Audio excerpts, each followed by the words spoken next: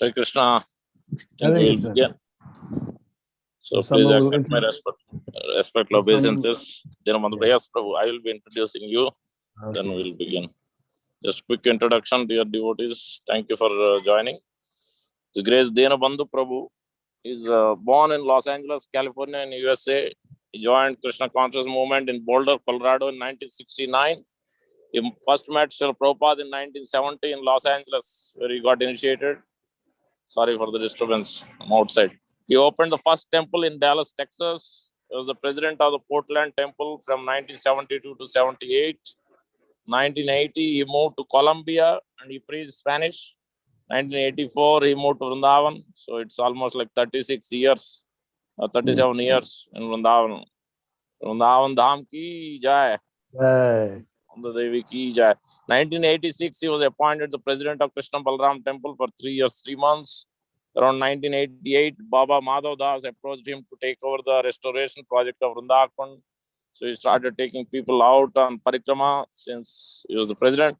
In 2003, a beautiful carved stone temple of Srimati Vrunda Devi was inaugurated in Vrindavan, which Deena Bandhu Prabhu is still maintaining till date. Among various other significant projects in Vrindavan, Deena Bandhu Prabhu has helped in restoring Samadhi Mandir of Srila Sanatana Goswami. Has also been active supporter to restore the sacred river Yamuna in Vrindavan. Wherever he comes across, he only invites them to come to Vrindavan and have darshan of all the holy places. So let's all go to Sri Vrindavan Dham today. Prabhu will take us. Thank you so much, Prabhu. It's our great fortune to have your association. Hare Krishna. We're also very fortunate to be here with all of you. We're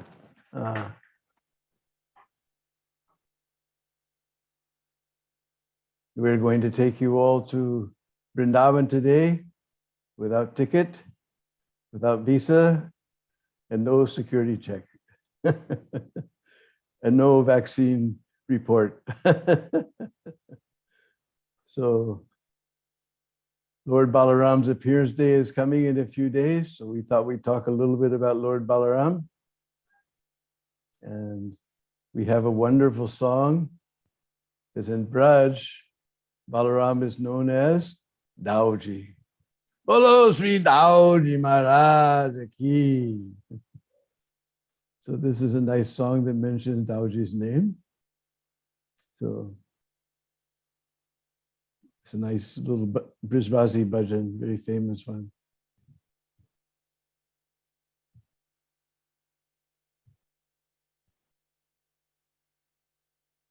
Getting our cartels ready here. Okay. पार करेंगे नैया रे बजो कृष्ण कन्हैया पार करेंगे नैया रे बजो कृष्ण कन्हैया कृष्ण कन्हैया दाऊजी का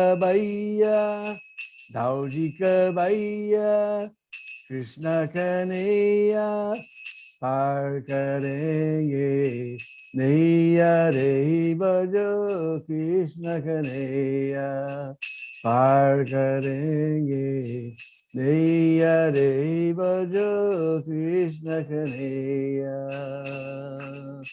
कृष्ण कन्हैया दाऊजी का भैया कृष्ण कन्हैया मखना चुरैया कृष्ण कन्हैया मखना चुरैया कृष्ण कन्हैया गिरिबारुतैया कृष्ण कन्हैया गिरिबारुतैया कृष्ण कन्हैया रास रचैया कृष्ण कन्हैया बंसुरी बजैया कृष्ण कन्हैया बंसुरी बजैया पार करेंगे नैया रे बजो कृष्ण कन्हैया पार करेंगे नैया रे बजो कृष्ण कन्हैया कृष्ण कन्हैया दाऊजी का भैया कृष्ण कन्हैया बंसुरी बजैया कृष्ण कन्हैया गिरिबारुतैया कृष्ण कन्हैया मखना चुरैया कृष्ण कन्हैया रास रचैया पार करेंगे नैया रे बजो कृष्ण कन्हैया पार करेंगे नैया रे बजो कृष्ण कन्हैया पार करेंगे नैया रे बजो कृष्ण कन्हैया कृष्ण कन्हैया लाल की ओ बलदाऊ जी महाराज की जय. So like we told you, we're going to take you all to Vrindavan today with no ticket, no visa, no security check, no vaccine. We're all going to take you there. So very few days, we'll be celebrating the holy appearance day of Lord Balaram. Balaram, he's actually the first expansion of Krishna.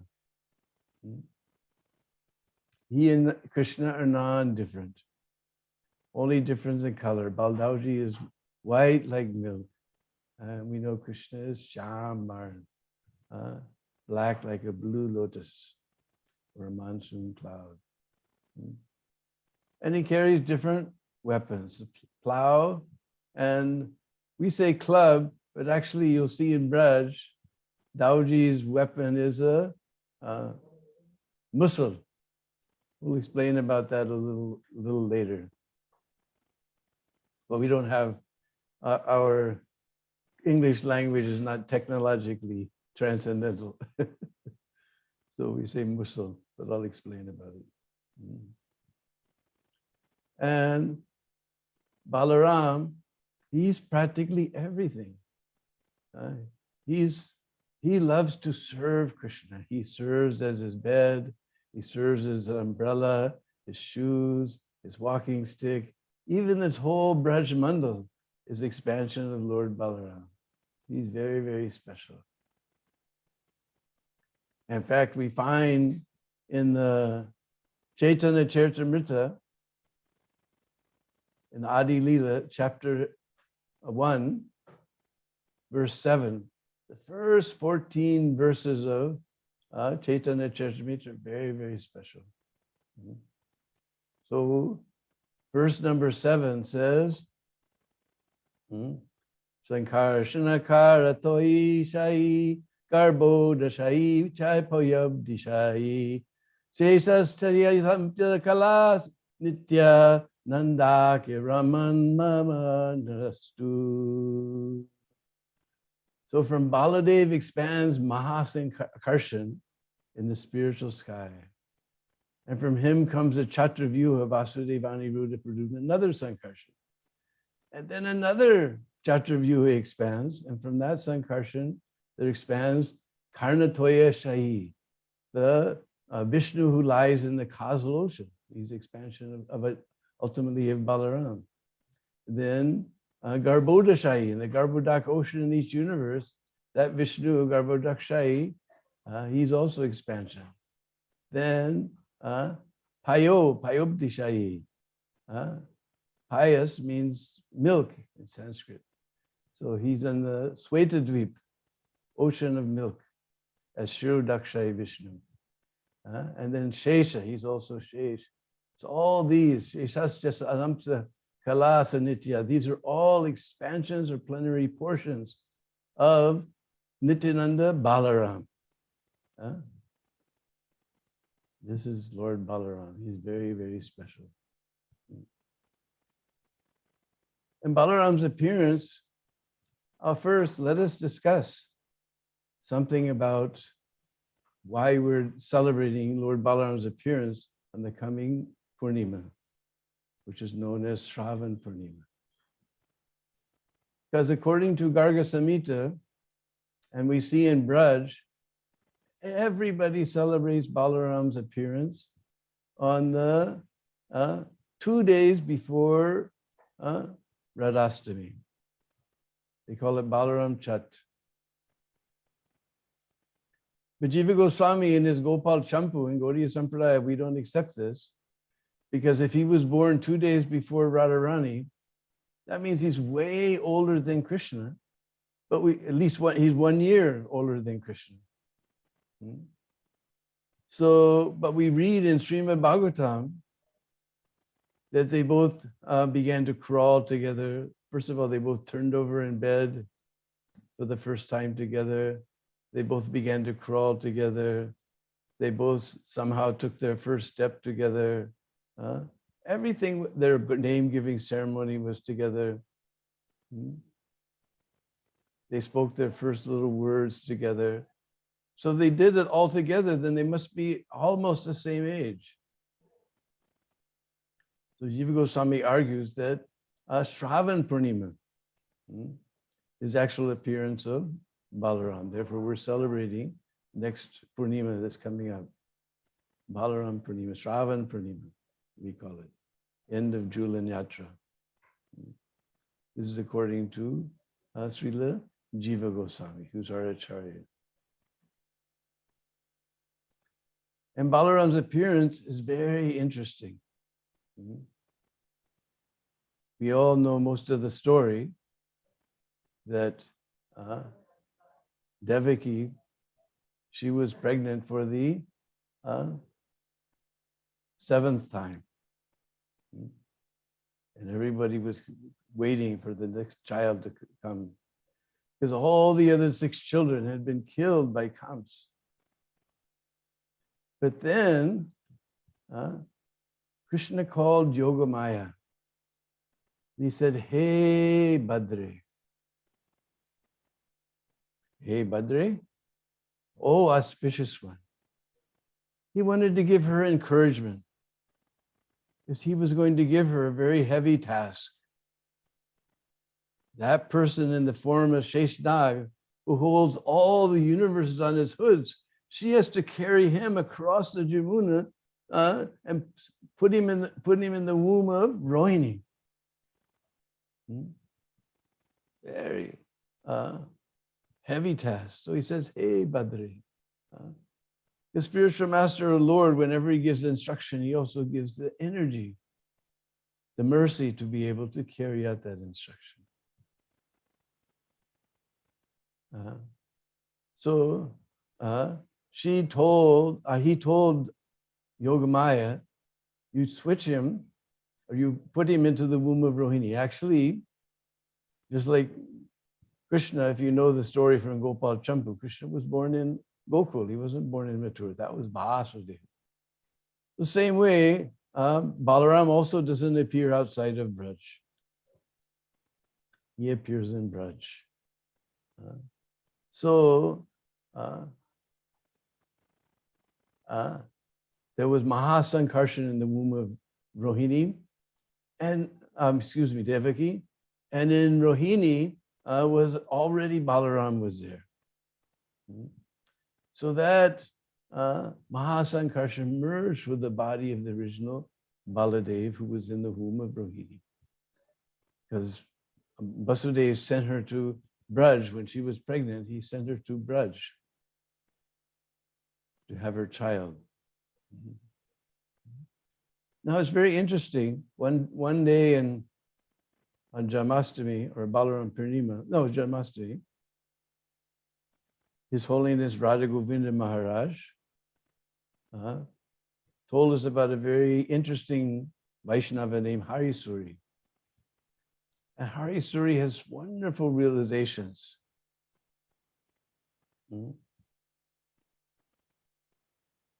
Because next we hear that he told Yogamaya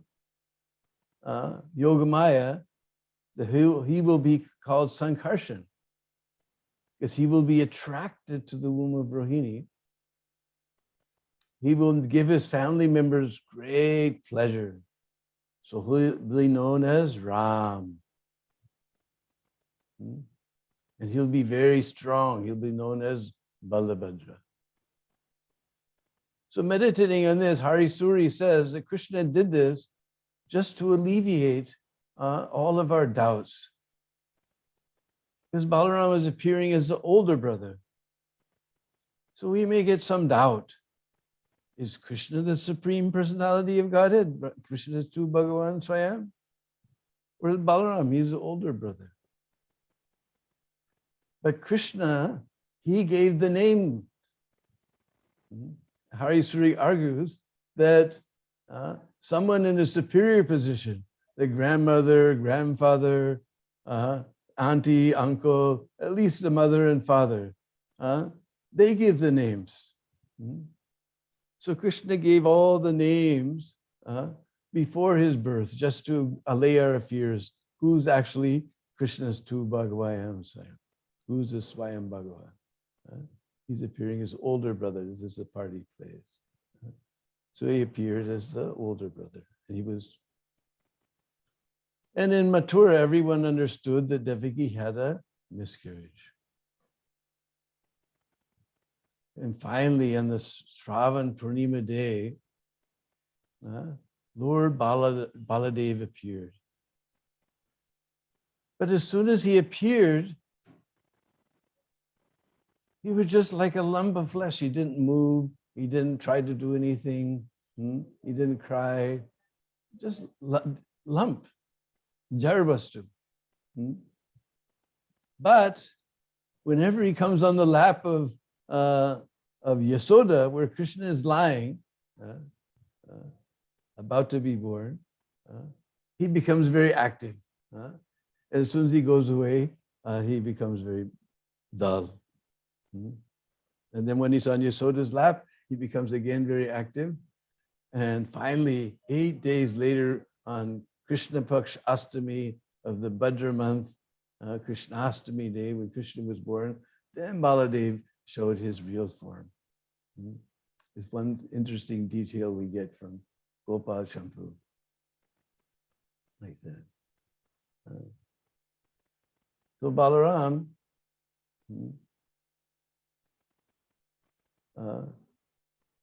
he's always assisting Krishna somehow or another. We see there in Braj, there's two special demons that Krishna kills. One time, the boys were playing in Bandirvan. just across the Jamuna, there's a very beautiful forest called Bandirvan. And just near that Bandirvan, we found a completely natural forest. You can get completely lost in this forest. Only trees and peacocks, very beautiful forest like old Vrindavan. So the boys were playing in Bandirban forest. So this demon, Pralamba, he took the opportunity to take the form of a cowherd boy and mix with the other boys. But Krishna, we know from Bhagavad Gita, he knows past, present, and future, everything. He understood. So he went to that boy and said, oh, now I'm not going to leave you. Made him feel comfortable. And then they divided up into two groups, to have some sort of competition. And Pralamba, he thought, maybe I shouldn't oppose Krishna. I should be on Krishna's side. So he took Krishna's side.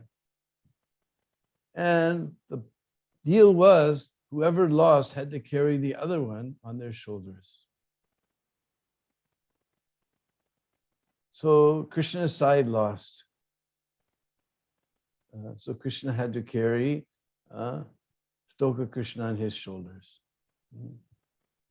And Pralamba, he got on the shoulders of Balaram. And then suddenly he began to go far into the forest. All the boys were running around here and there. And this one was carrying Balaram for a long ways, and he was getting worried. What is this going on? Suddenly,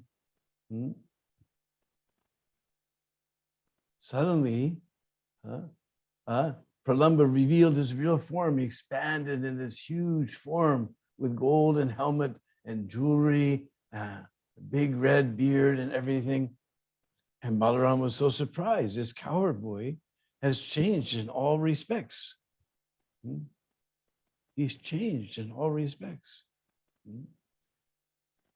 So we know Balaram is very heavy. He's Guru Tattva. Guru is very heavy.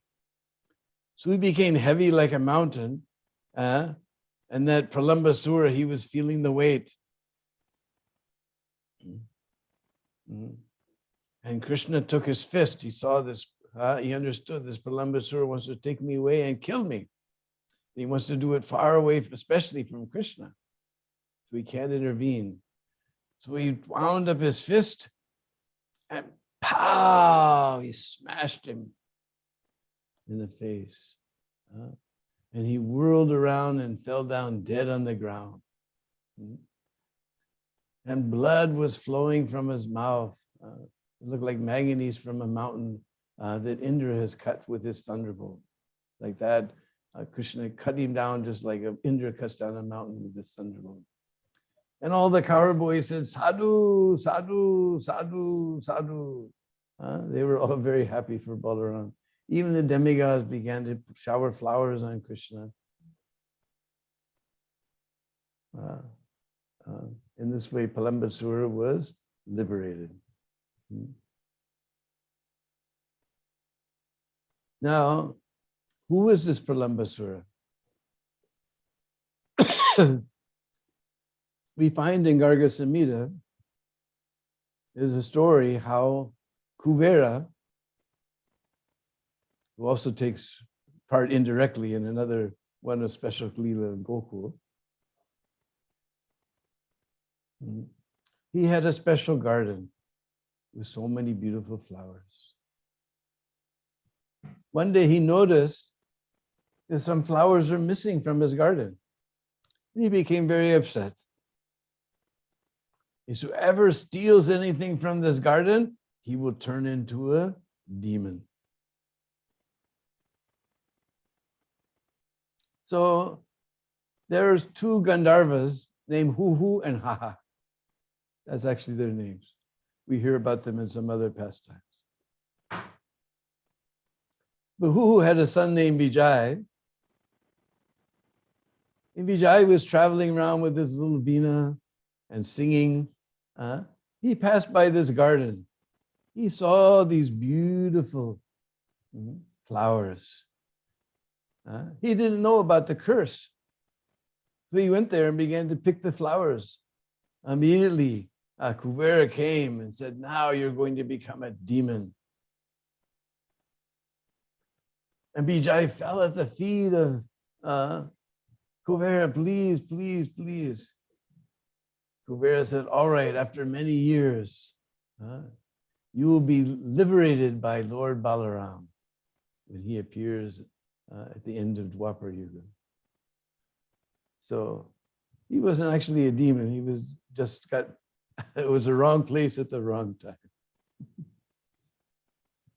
So he represents desire for prophet adoration and distinction, which carries us away from devotional service. Carries us away. He represents this. There's another special demon that Krishna kills in Braj.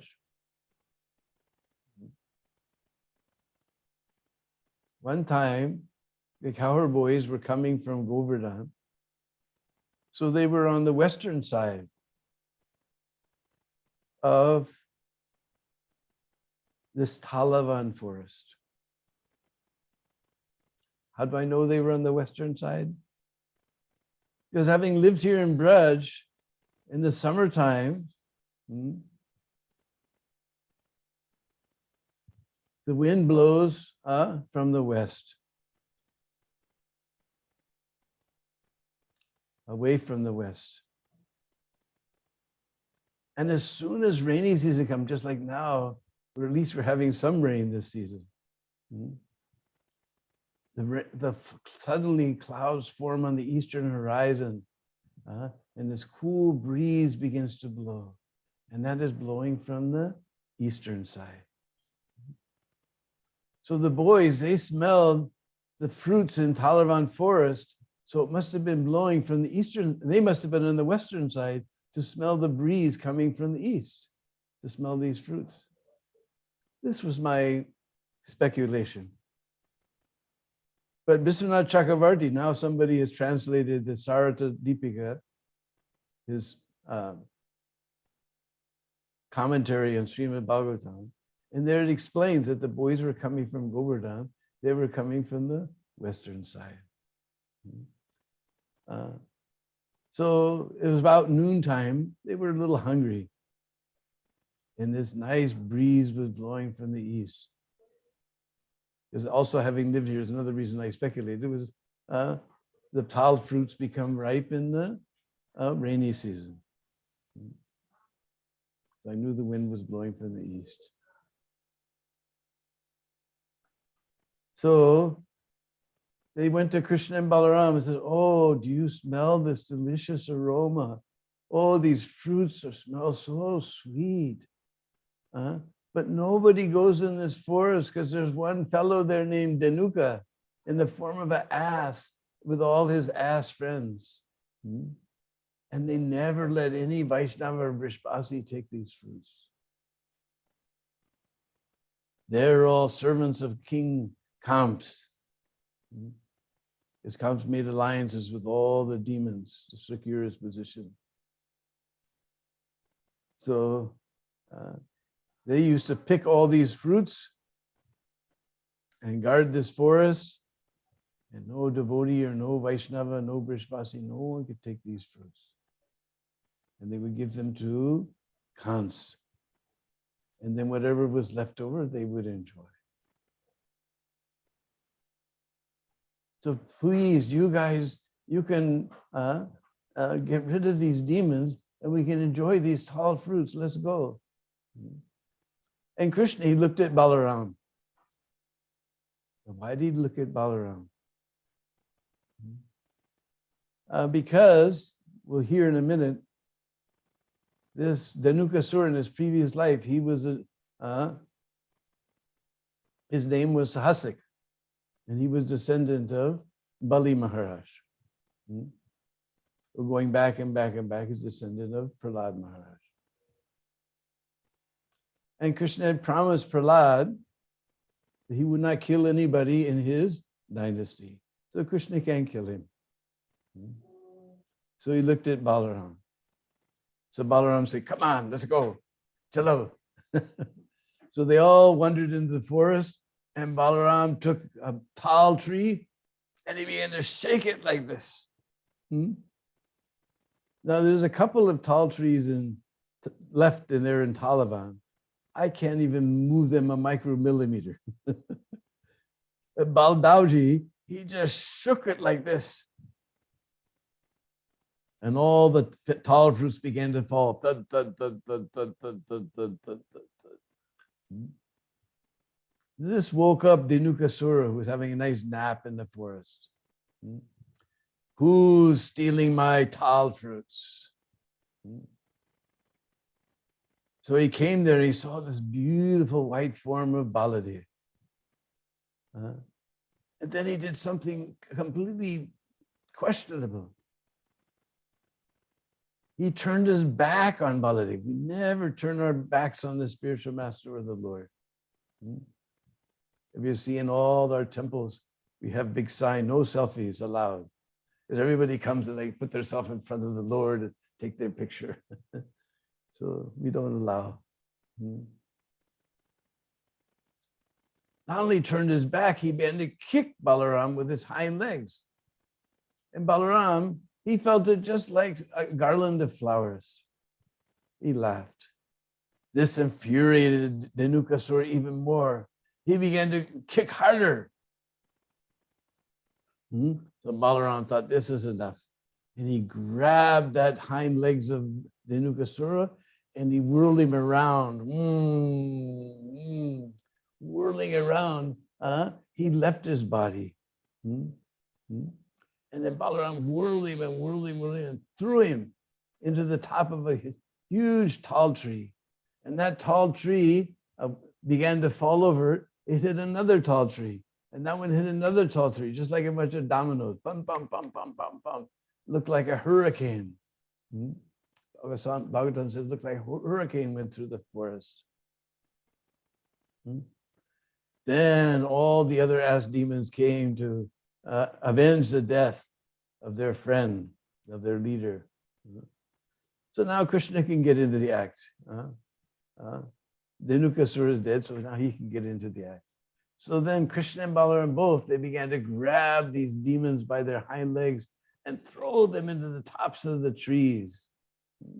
And it says, it looked like so many different colored clouds. It says asses are all different colors. Looked like so many different colored clouds in the trees like this. So this was the end of Dhenukasura. But of course, the forest was a big bloody mess. So the boys didn't take any tall fruits that particular day. The Pulindas, the forest dwellers, they ate those contaminated tall fruits. But this is rainy season, so after a few days, everything was washed clean. And all the cowherd boys and all the Brishbasis began to wander back to Taliban and get nice tall fruits. They come in big bunches on this tall tree. It's like looks like a coconut tree. And they look like barrel-shaped eggplant. They're purple in the beginning. And there's several of them all around a central spike like this. And then gradually they turn bright orange with little purplish highlights. Little purplish highlights. And they're almost like mangoes, but they're very stringy. The best thing to do with them is make juice. One time we came to Taliban, it was late, or was it early Kartik, I guess. So one tall fruit was still there in the tree. So there was one devotee who was staying there, one sadhu named Priyasara. So immediately sent one of his disciples, go up there and get that tall fruit. And then he made it into juice and began to serve the devotees. And the devotees were all taking their little bottles of Bish Lahari. Bish Lahari. and pouring them out and filling them up with tal juice. And we all enjoy tal juice. It's very nice. So this Dhanuka, he represents the gross ignorance of the soul. Because the ass, of course, is the emblem of foolish person. We see the asses, at least in India, we get to see all these things. We hear about them in the books. But when you come to Braj, you can see all these things happen. We see the poor ass carrying sand, carrying bricks, carrying stones, huge loads on his back, laundry. And the poor thing, he's carrying the load for somebody else. He's not even carrying the load for himself. He's carrying somebody else's load. But he's thinking that if I don't carry all these things, how will he eat grass? And all day long, he's walking through the grass. On both sides of the road there's grass. He's thinking, unless I work hard like this, how can I eat? So at the end of the day, the owner gives him a little bit of grass to eat. He goes to the female ass. We hear about this, but in Braj you come, you can see it. I've seen many times. He comes up behind her and pow, gives a nice hollow sound because his mouth is a little hollow. She kicks him right in the teeth. And he moves his lips in all funny way. And he goes again and pop, like this. This is the foolish ass. He's completely ignorant. And he's also known as Vaisak Nandan. Vaisak means the hot season. In the hot season,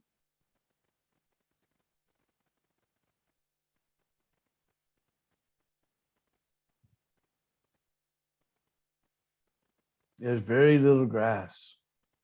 It all dries up. Every day it's for you Fahrenheit wallets, it's over 120. Yeah? Oh, well over 40 for all you centigrade wallets. Everything dries up. So he finds a little clump of grass here. He moves on. He finds another clump of grass. He moves on. He finds another clump of grass. After a while, he looks back and he said, wow, I went so far. I must have eaten so much grass. And he becomes very happy. Therefore, he's called Vaisagnanda. He's happy in the hot season. Everybody else is suffering. He becomes happy. And we see happy people, they become a little fatty. Just like my dear friend Sarvabhaum, very fatty. He's lost quite a bit of weight though. They become very fatty. So he becomes very fatty in the hot season. He's Vaisagnanda. Then the rainy season comes. And the grass is everywhere. And he eats some, he hardly moves from one place. He just eats some. He looks back and he said, boy, I didn't go anywhere. I probably didn't get any grass. I didn't get enough to fill my belly. And he eats some more, looks back and says, I didn't go anywhere. I didn't eat anything today. And he becomes worried. And worried people become very skinny. So this poor ass, he becomes skinny in the rainy season. And he becomes very fatty in the hot season. Therefore, he's known as Vaisak Nandan. This is our foolish position, having no knowledge of the soul and of Krishna. The Guru, that's the Guru's business. That's why Balaram kills him. This is the Guru's business to destroy our ignorance and enlighten us with spiritual knowledge. So he represents this ignorance of the spiritual and foolish, gross, only sense gratification is where it's at. So This is our foolish ass. So anyway, there was one descendant, I was going to tell the story about behind this. There was one descendant of Bali Maharaj named Sahasik.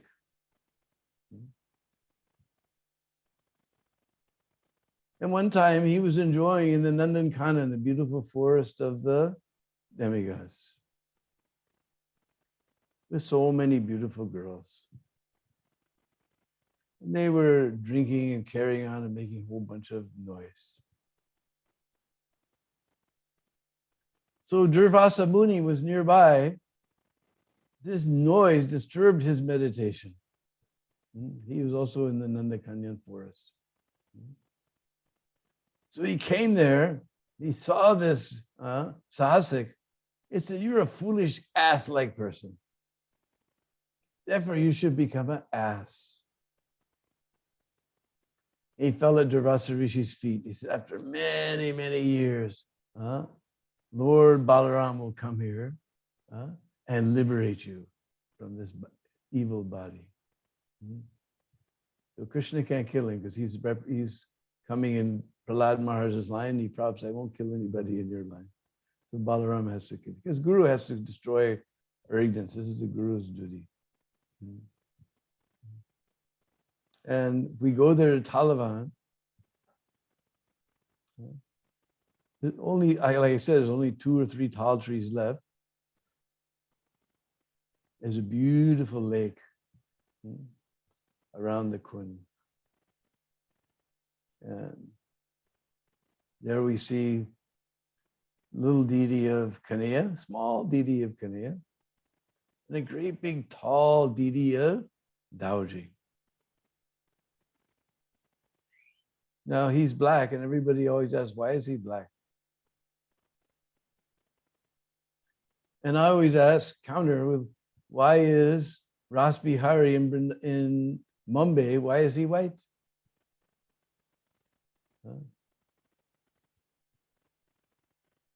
Why is Radha Gokulananda, why is he white? Because he's carved from white marble. So Dauji is carved from black stone. We see all the old ancient deities. They're always carved from this dark black stone.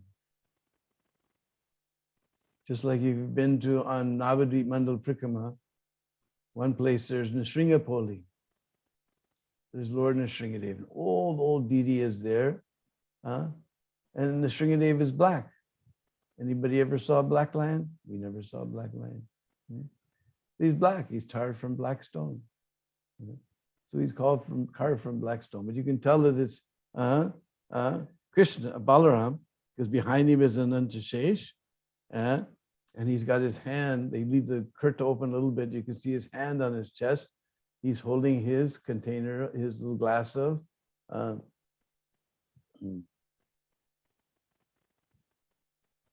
mind went blank.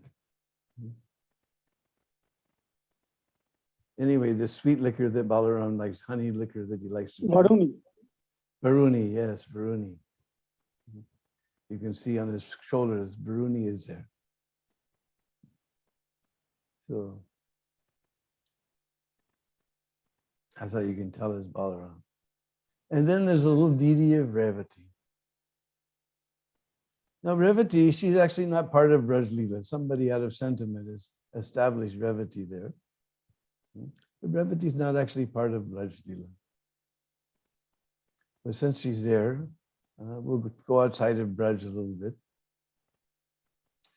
In Gujarat, not far from Dwarka, there's a huge mountain called Raivat. And one king was living there. His name was Raivata Maharaj. And naturally, he was Raivat, so his daughter became Revati, the daughter of Raivat. And he wanted to get her married. But he was a very, very, very attached father. He interviewed so many candidates, but he wasn't satisfied with anyone. This was in Satyayug.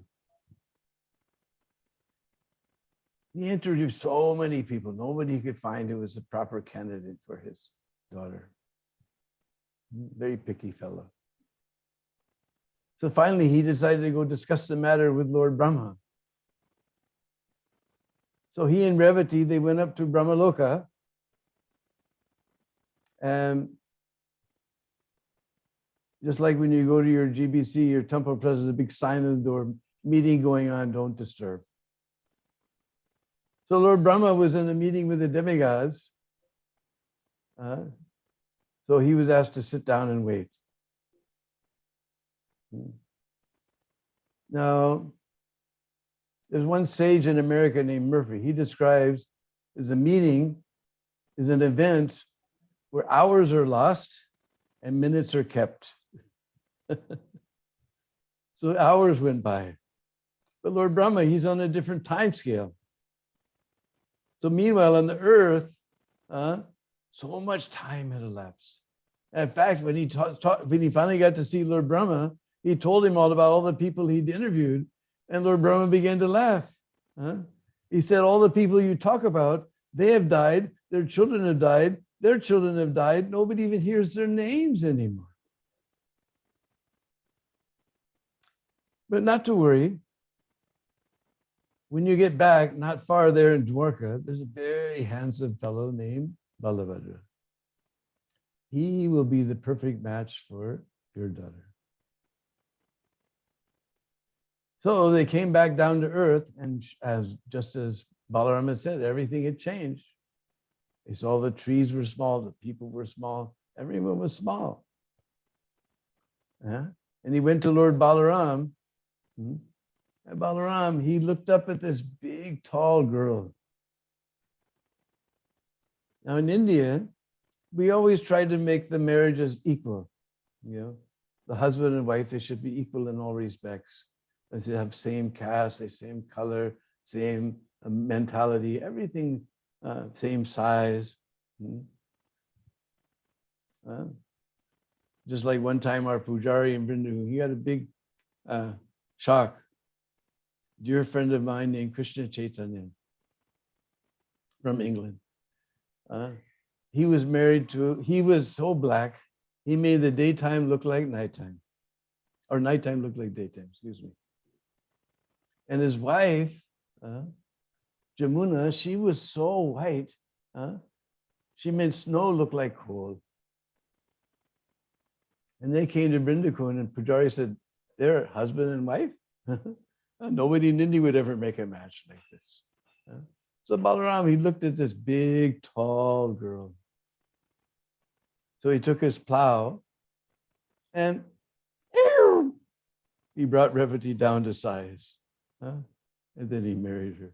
So this is out of sight of brothers. This is Dwarka Leela.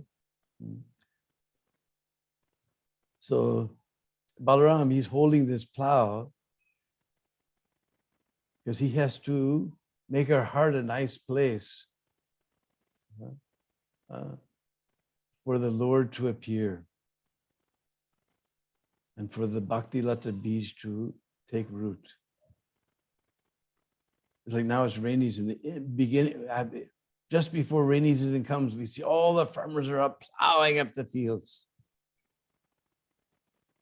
Because that's the hard part. The earth has become very hard and difficult to manipulate. So he comes with his plow and plows it up. Then just as the rains come, then he begins to plant the rice. So Balaram, he's got this plow. He has to make our hearts nice, soft place for the Bhakti Lata Bij to germinate and grow properly. So therefore Balaram has got this plow to make our hearts very nice. Our hearts are very hard and dry. So he makes them nice and soft for the Bhakti Lata Bij to grow peacefully. And as I said, we said he has a club, but in actuality, it's a mussel. You'll see all the deities in Vrindavan, in Braj, they're all carrying a mussel. looks like a big long stick, thick long pole like this. And there's the electricity's gone. 1 second. So, and it's got a little space in the top of the pole, and it's shaped almost like I would always say a pregnant baseball bat. There's a little space on the top. And what you do is you put the rice into a pit in the ground, made of hard clay, and you go boom, boom, boom, boom, and you break off all the husk. All the husk, because we want the rice. Husk is useless. Useless means unart. Useless means unart. So this is Guru's business. To get all of the anartas out of our hearts. That is Baladev with his muscle. Get the essence, get out of all this essence. So you see, it's like that, shaped like a pregnant baseball bat with a little spot in the top where you can hold it like this and bang, bang, bang. Of course, Balaram, he knows, we know that we saw in Dwarka Leela, he fought with that club, that regular Hanuman club, but his actual weapon is a mushal. So,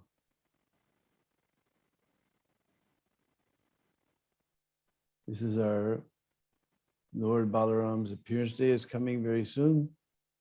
We can meditate on all these things. And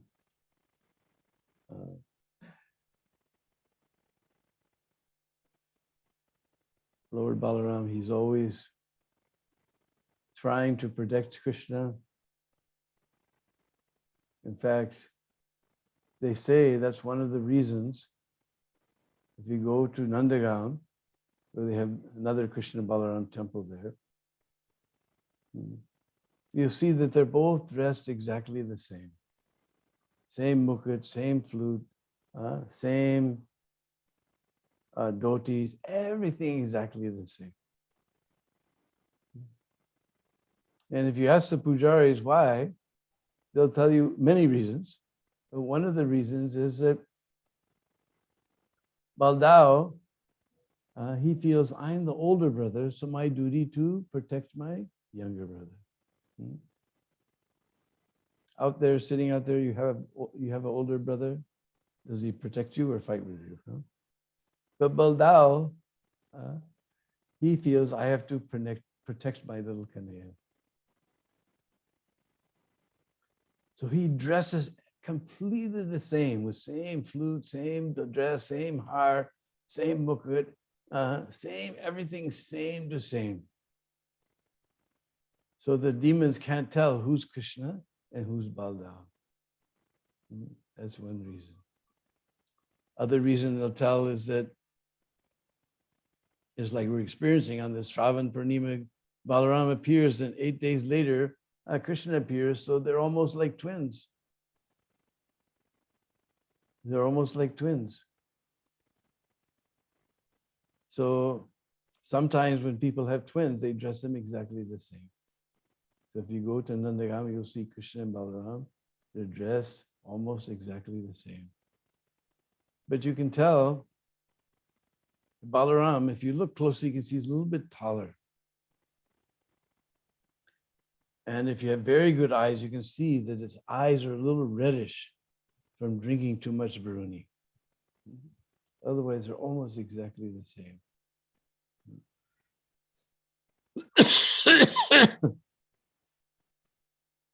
So, Balaram, he's always trying to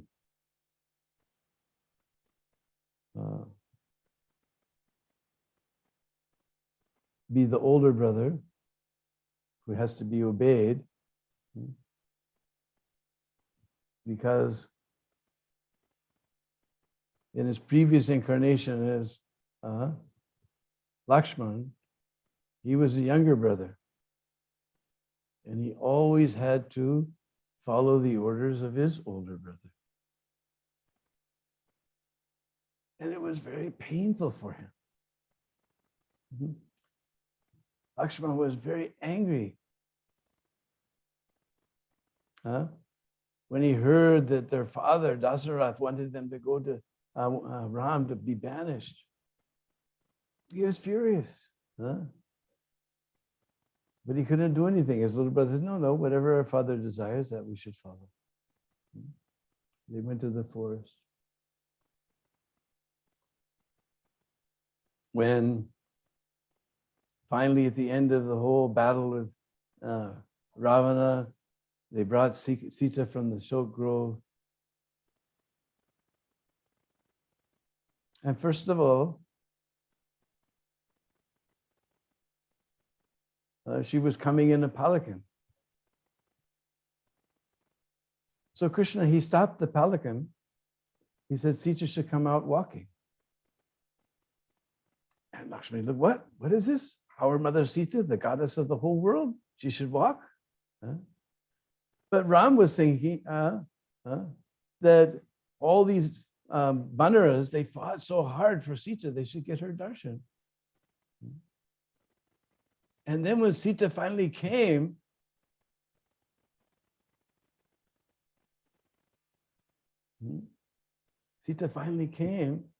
Ram said, you have stayed with our enemy for so long. We do not know what is your condition. You can go wherever you like. And Sita said, why didn't you say that before? I would have killed myself. Why all this bloodshed and war?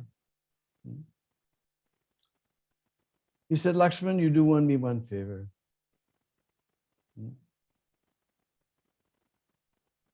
Because I have offended you many, many times, and this is the result. And Lakshman's ears were burning. My goddess Sita has offended? No? Yes, that first night, on our wedding night, you were sitting there with your brother, ready to carry out his slightest desire. And I kept hinting, you should go. I'm here to serve. And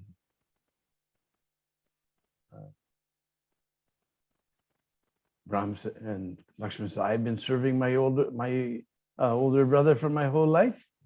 Why somebody should take my service away? One day to the next. And he looked at Ram, she looked at Ram. Ram said, I don't know what to do. We'll have to talk to Guru, the Vasist. Because if he takes any side, he'll be considered partial. But Guru is completely impartial. So next morning he called Vasist Rishi, and Vasist Rishi said, look, Vasist Rishi, I have a problem that only you can solve. You're solving all the problems of the world. If you have a problem that you can't solve, he says, no, only you can solve this. You're near Paksh, this Paksh. And he explained the situation. Vasist said, look, when Ram is in the palace, he gets to come. Lakshman can serve him in any way. And when he comes home, then Sita has the right to serve him in any way. So although this was a good judgment, I know you weren't happy, therefore I offended you. So many times I offended you. In the forest, when the voice called out, I knew no one could harm Lord Ram, but I sent you away. I told you heavy words. I've offended you so many ways. Now you do one thing, you build the funeral pyre. And Lakshman looked at Ram.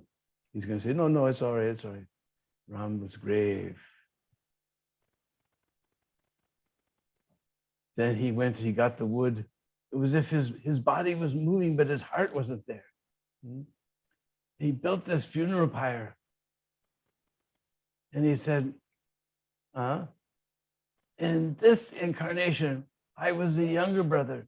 And every time I had to follow whatever my older brother said. It caused me so much pain. If we ever come again, I'm going to be the older brother and he'll have to do what I say. So he appeared as Balaram, the older brother. But still, Krishna is so clever, he always got his way. Just like Balaram wanted Subhadra to marry Arjun, or Balaram, he wanted to marry Duryodhana, and Krishna wanted him to marry Arjun. And when Arjun kidnapped her, he was so furious. And then Krishna said, look, who's driving the chariot? She was against her will. Then why is she driving the chariot? Oh, Kaniya, what have you done? Krishna always got his way anyway. Bolo Sri Dauji Maharaj Ki Jai. So we thank you for this opportunity to present some little pastimes of Dauji and Braj and Dwarka also. We thank you very much. We hope you're all safe and we hope you're all Krishna conscious. Hare Krishna. Hare Krishna. Thank you so much, Deena Bandhu Prabhu. Wonderful narration, wonderful description. Lord Balaram. Dear devotees, anyone has any questions?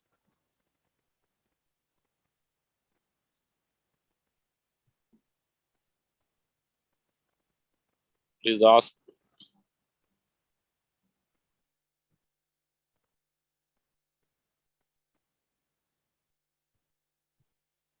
Prabhu, also, if you have some time, can explain about the Rohini Kunda and other places in Vrindavan, the related to Lord Balaram. Well, Rohini Kund, it's just across the fields from Vrindakund. Used to be filled with lotus flowers. It was made in honor of Rohini.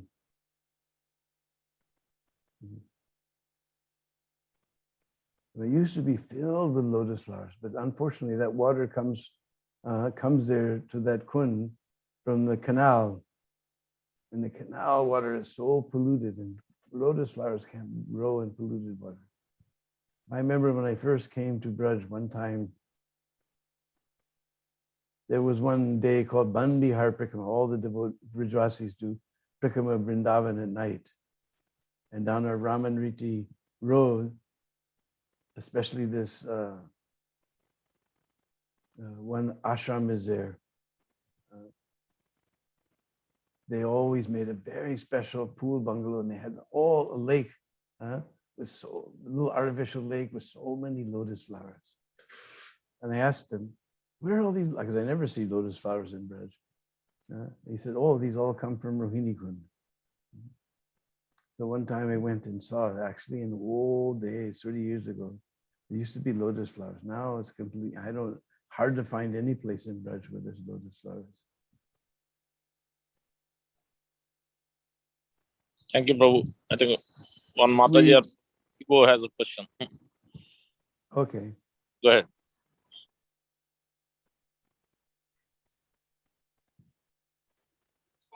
Hare Krishna Prabhuji, Dandavat Pranam. Hare Krishna, Dandavat Pranam. Can you hear me?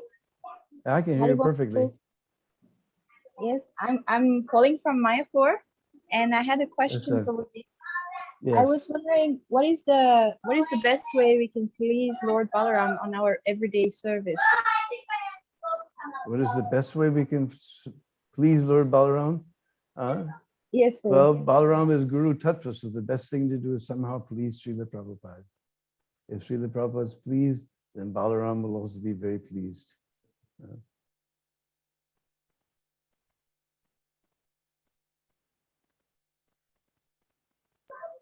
Thank you so much, Prabhu. And of course, we know the best way to please Prabhupada is somehow distribute books either directly or you help in any way. That's the best way.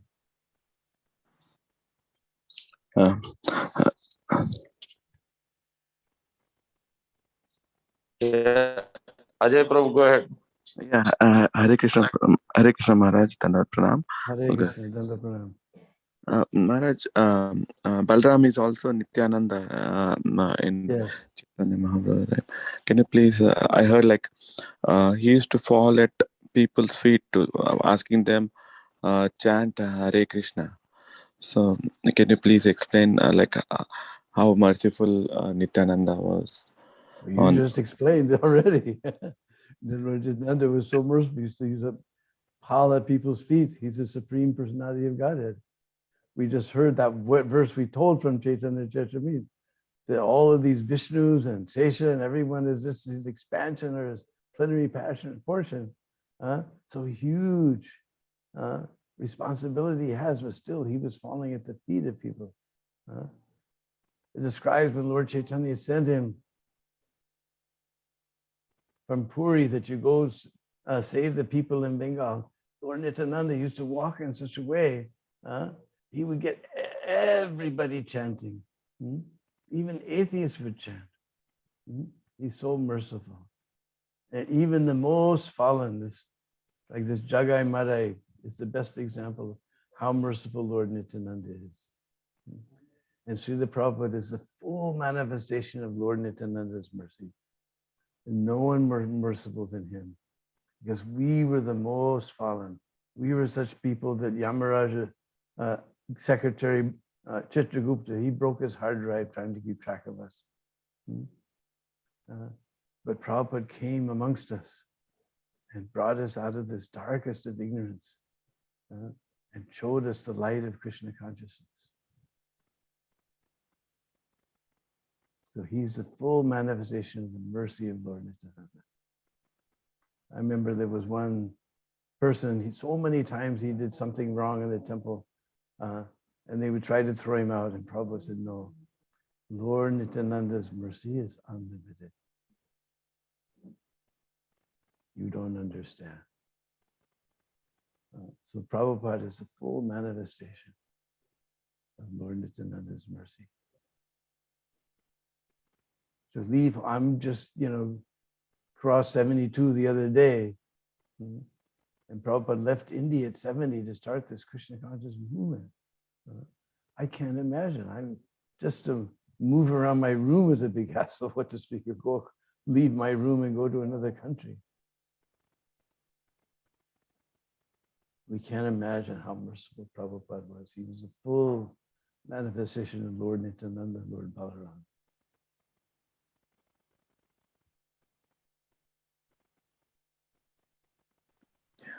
Yeah, thanks, Maharaj. Prabhupada ki jai.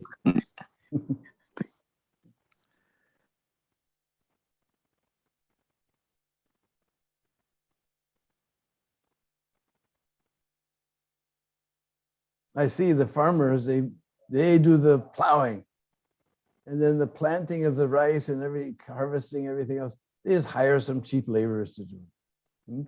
Because the plowing is the hardest part to break up the earth.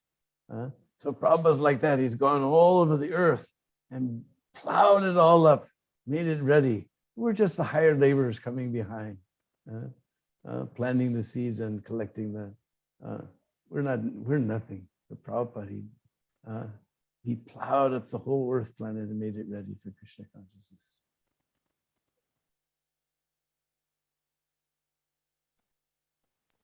Thank you so much, Prabhu.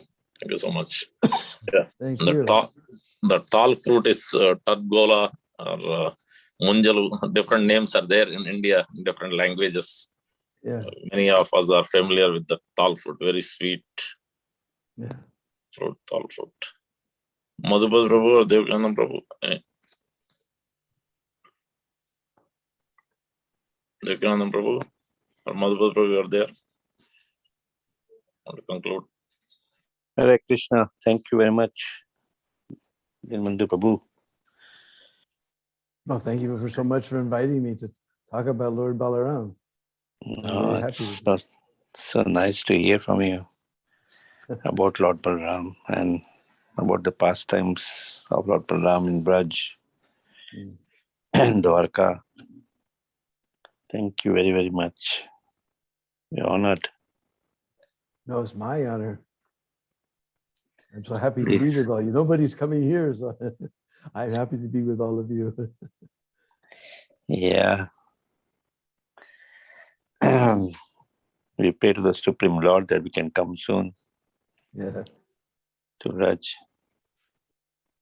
Okay, I'm praying every day. Yeah. I hope your health is also good. Some problems are there. I had COVID, and the problems after COVID were worse than the disease. I got a very mild case. I never went to hospital. I just stayed at home. Steam and nebulizer and some antibiotics, and it was over and done.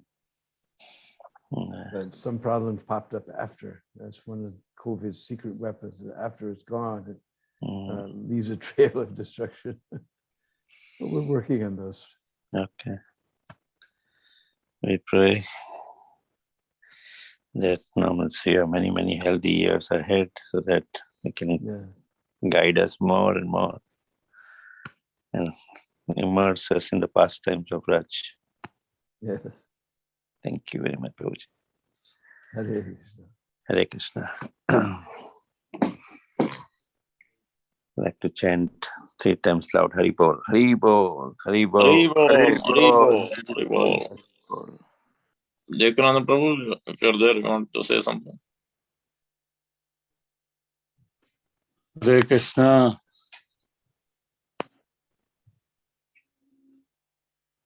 Hare Krishna. Oh, Devakinandan, all right. Thank you so much for blessing us, exporting us to Vrindavan. Thank you so much for inviting me to. Radha, such pleasing to our hearts to always hear your wonderful katha. And we're missing so much coming to Braj during Kartik.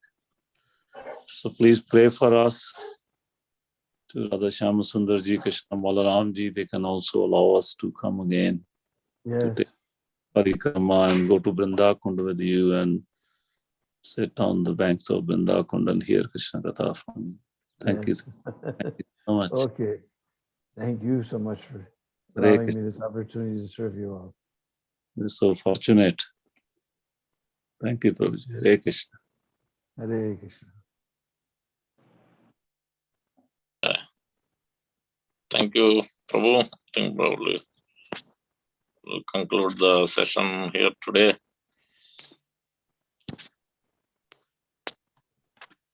Have quick announcements, Prabhu.